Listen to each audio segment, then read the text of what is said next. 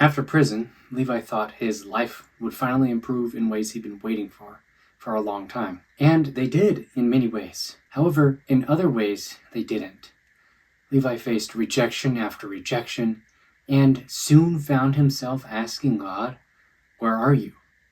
And then, one small miracle changed everything. Welcome to Steadfast Light, where I share true stories of miracles, courage, and quiet, unwavering faith. If that sounds interesting to you, make sure to subscribe, and today, give the like button the day off. They need a mental health break. They've been working overtime. And if you have a story that you know of or that you've been a part of that you'd like to have featured on our channel, please fill out the form in the comments below. All right, let's get into today's story.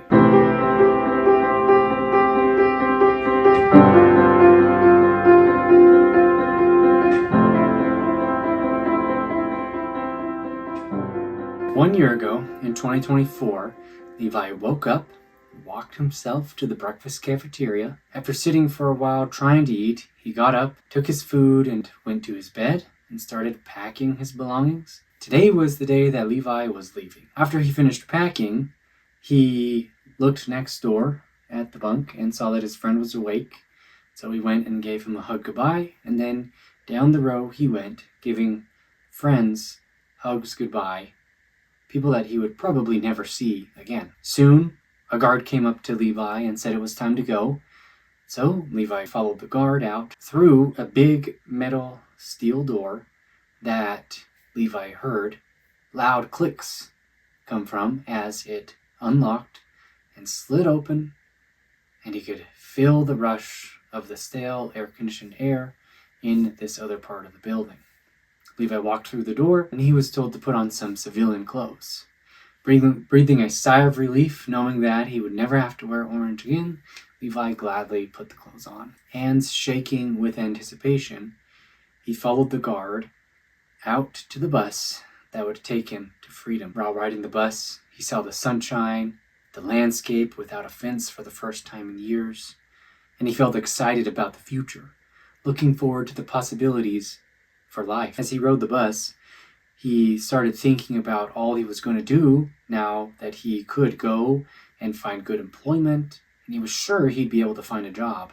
He never had trouble before. Even when he was in prison, he had many jobs and worked hard at them, even though the pay was very, very minimal. He was hardworking, personable, and quick to learn. Levi thought about all of his plans as he rode the bus and looked out the window at the landscape and the scenery. A few hours later, he got to the meeting point where his parents were picking him up.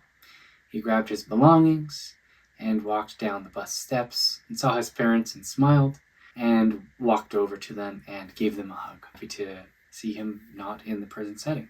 They got in the car and drove home. Levi would be living with his parents for a time while he got settled and while he figured out his next steps in life. He made a goal that he would apply for all the jobs that he could, and he would work hard to support himself. And what Levi didn't know, since he was out of the job market for a few years, is that COVID-19 had changed the world. And it seemed that everyone was looking for a job, and yet it also seemed like no one was hiring. And so Levi got settled in his parents' house and started his plan of finding work. Every day he would wake up, do some stretches, do some exercises, eat some breakfast, and then sit down at his desk and hunt for jobs. On this particular day, he walked over to his desk, looked down at his sorry computer chair. He could see that the padding was slightly coming off. The back was folded in, sagging, like someone had sat there for too many hours. There was some crumbs of the cushion on the floor. He reached down and rubbed his hand on the seat, flaking off some more pieces of the fake leather. He sat down, and hearing the groan and the creak of the swivel chair, he turned it around to face the computer, and then he started typing away, getting ready to hunt for jobs for the day. Levi opened his internet browser, put on some headphones with some focus music, and began looking for jobs. After doing this for a little bit, he took some time to study for a coding certification. Levi thought that this certification would be the way for him to get a job. Not only would it allow him to work at home, it would also allow him to make good money, and it would surely have the least amount of roadblocks compared to other jobs that he could do. Today was an important day because he was wrapping up his certification. He was going to pass the final test, and he planned to celebrate with his family when he was done. After a few hours of studying, Levi wanted to take a break, so he swiveled his chair back around and got up out of it, hearing the creak, and as it pumped itself up to its full height, he stood and stretched his back because it was hurting from sitting in the chair for so long, and then he went and took a break, doing something fun for a little bit. Later that day, he passed his test with a celebratory shout, and he began planning what he wanted to get as a gift to himself. He knew exactly what he wanted to get. He wanted to get a better computer chair. So he spent a few minutes scouring the internet looking for the perfect chair that he could afford. He found one he really, really liked.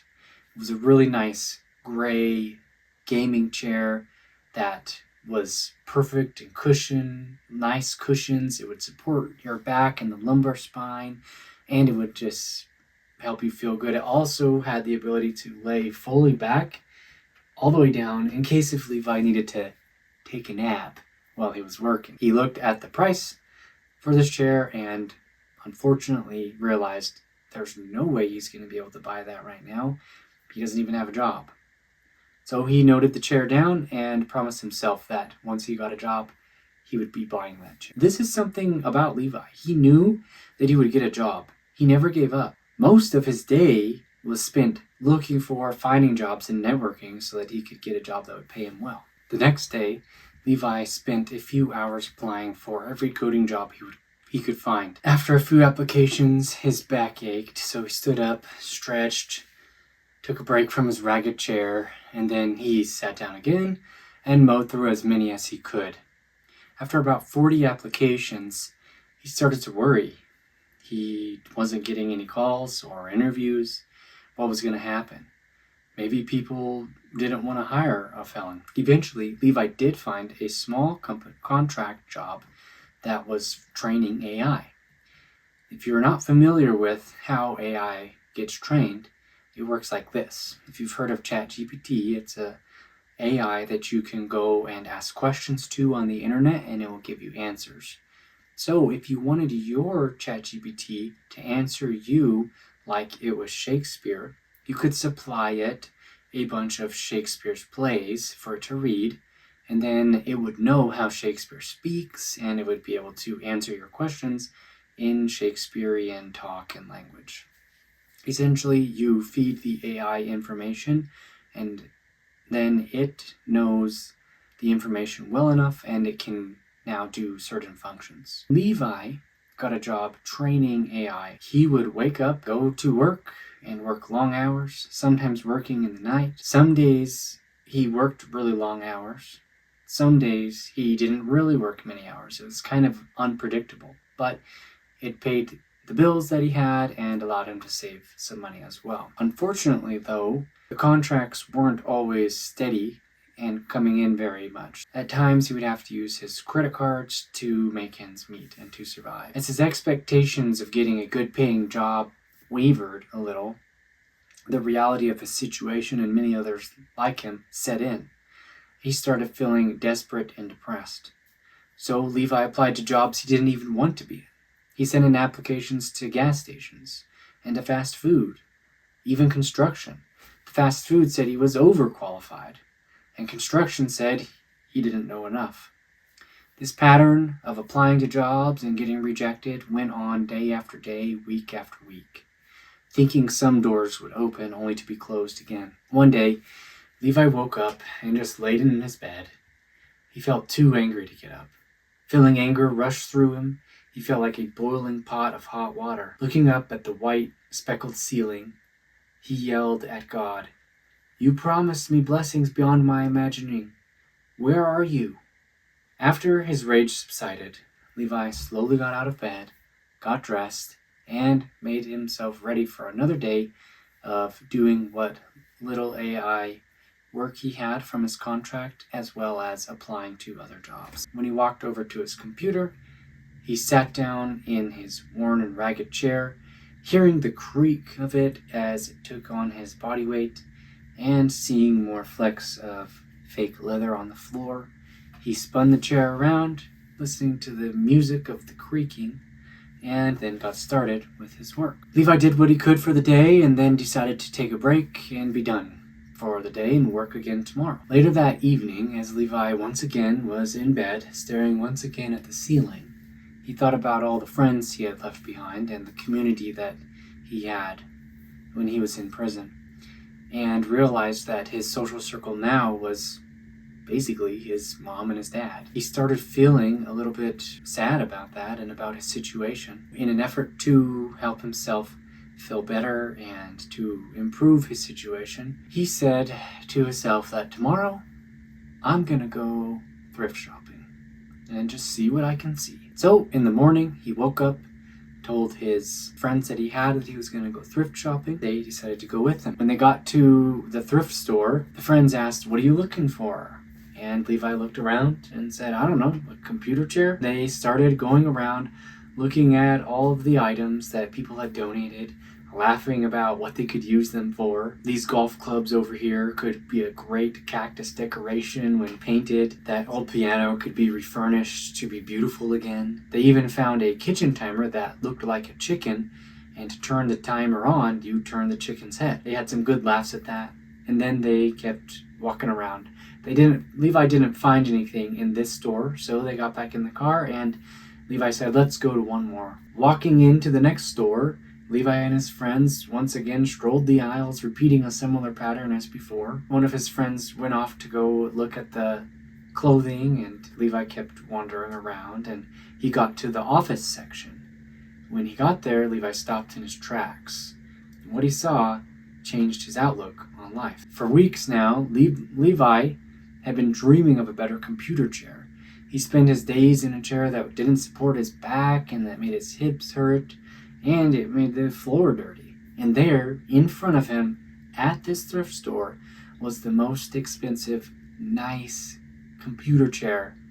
And it was the exact same brand and color of the chair that he wanted to get, that he wrote down that he would purchase when he had enough money. He walked over to it, rubbing his hand, feeling the smoothness of it, no flakes coming off. And then he sat down in the chair, didn't hear a single noise, laid back a little, and his back sang. He smiled. Then, forgetting that this chair was expensive, he decided to look at the price tag, and to his great surprise and happiness, he could afford to buy this chair at the thrift store. Not wanting to lose the chair and afraid that if he were to get up and go find his friend, someone else would come and take the chair, he just sat there. He sat there for a few minutes, waiting for his friend to come find him. But when the friend didn't show up, he pulled out his phone and gave them a call and said, "Come here, you've got to see what I found. I'm in the office section." So the friend came over, and when they saw Levi in the chair, they just smiled. They knew how hard he'd been working, how much he wanted a chair that didn't hurt his back, and here it was. Levi and his friend rolled the chair up to the front desk, they paid for it, and drove home, replaced the old broken chair, vacuumed up any of the fake leather on the ground, and then Levi sat down and enjoyed a night of relaxation, playing some games, and doing a little bit of work. In this small moment, Levi felt God's love. And he knew that he wasn't alone. He knew that God was in the details of his life. That's Levi's story, a reminder that sometimes God's tender mercies come in ways we don't expect, and in small details, even a chair. If this story resonated with you, please leave a comment telling us how. Remember to subscribe and also give the like button the day off so that it can take a mental health day. It's been working overtime. And if you have a story that you've been a part of or that you'd like to share, please fill out the form in the comments below. Thank you so much for watching. See you next time.